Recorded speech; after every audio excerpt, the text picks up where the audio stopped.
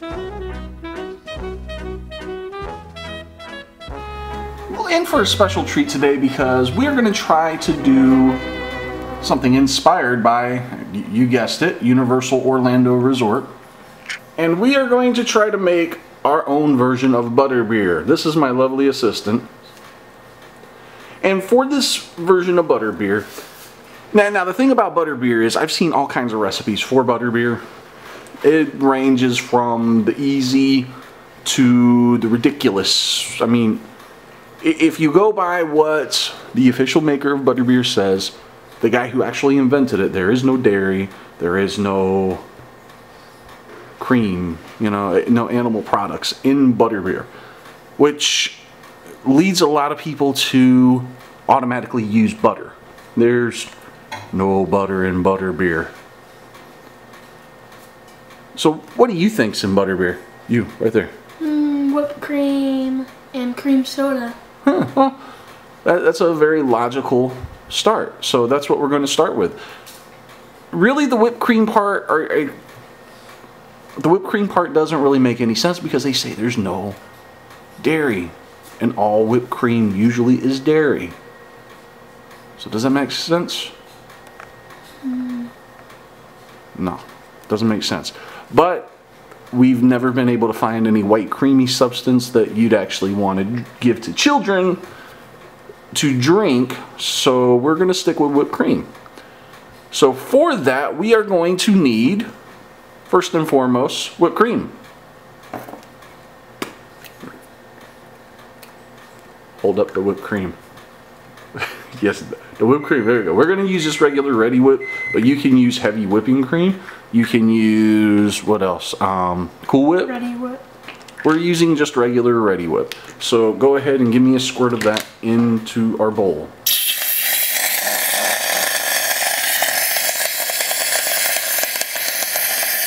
Actually, it does kind of help if you shake it first. I already shaked it. You already shook it. Florida school system be damned. Well, luckily for us, that's about all we need. The next thing we are going to need is vanilla. Hold it up so everybody can see it. There you go. Good job. You might be a Vanna White yet. Now, everybody has their preference. I prefer Watkins double shot vanilla or pure Madagascar bourbon vanilla. It has a much richer flavor, richer smell. It's really good. The next is you're going to need a measuring spoon. We're going to probably use, what do you think, about half a tablespoon? Yeah. Okay, well, here's how we're going to do this. We're going to hold it over the bowl so we don't make a holy mess everywhere. And then just pour it in. There you go, that's enough. Now we're going to take a fork.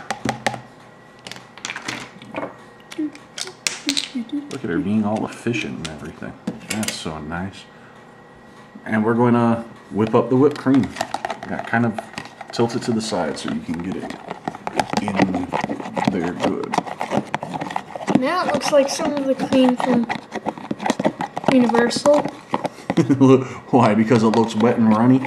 I think we used a little bit too much, yeah, we used a little bit too much vanilla because now it doesn't have a very thick consistency. But you'll find that the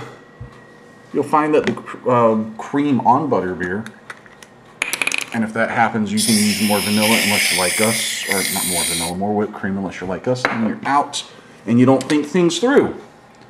At any rate, you'll find the consistency of Butterbeer changes depending on how hot or cold it is. Usually if it's cold, the consistency is pretty thick. If it's hot, it's not so thick because they go through a lot more of it. So, we have a Universal Orlando glass. We would have a Butterbeer mug, but people around here are klutzes and they break our Butterbeer mugs. But it is a written rule that you have to use something from Universal Orlando if you're going to make your own homemade Butterbeer, so there it is. Zoom effect. Okay. Next, we are going to use, now you can use any kind of cream soda you want. The better the cream soda base, the richer flavor the Butterbeer is going to have. We have found the ultimate kind of cream soda. Okay, well, you kind of have to focus it so I can see it, and let's actually bring it into the light. There we go. This is Flying Cauldron Butterscotch Beer. It's non-alcoholic, and we got ours at PP Cobb General Store in Fort Pierce, Florida. There's Three Rivers Barbecue in Orlando, and you can also order it online for like $15 for a 6-pack. This stuff is absolutely amazing. It has a very strong butterscotch flavor. Go ahead and crack that open. Okay, give it here. Oh, you cracked it open. Okay. You're not a scrawny weakling after all. Well, I made it make a noise. Don't do that. Here. I didn't even put Just give it here. Yeah. Hold it tight. What's going to work? Teamwork. All right, go ahead and pour that in.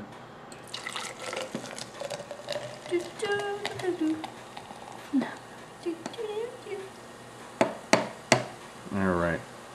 As you can see, it has a very rich amber color. Looks, well, you can mistake it for beer, or you can cream soda, whatever. And then we're just going to take, here, I'll let you, lovely assistant, go ahead and just pour that on top.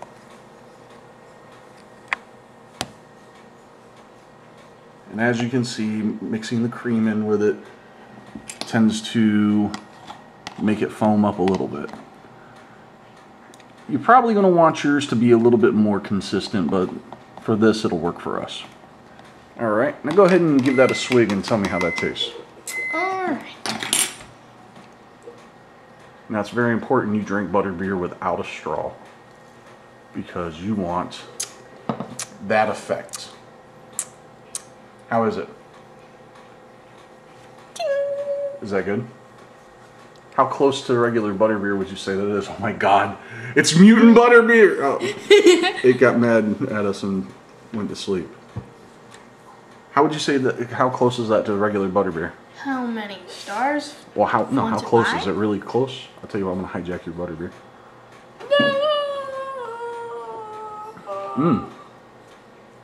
Yeah, with the cream on top. Now, this stuff without the cream on top tastes amazingly like the butterbeer base. With the cream on top, the cream is what makes the butterbeer. Your cream's what's going to be squirrely, so if you find something that works a little bit better, let us know. We'd love to try it. So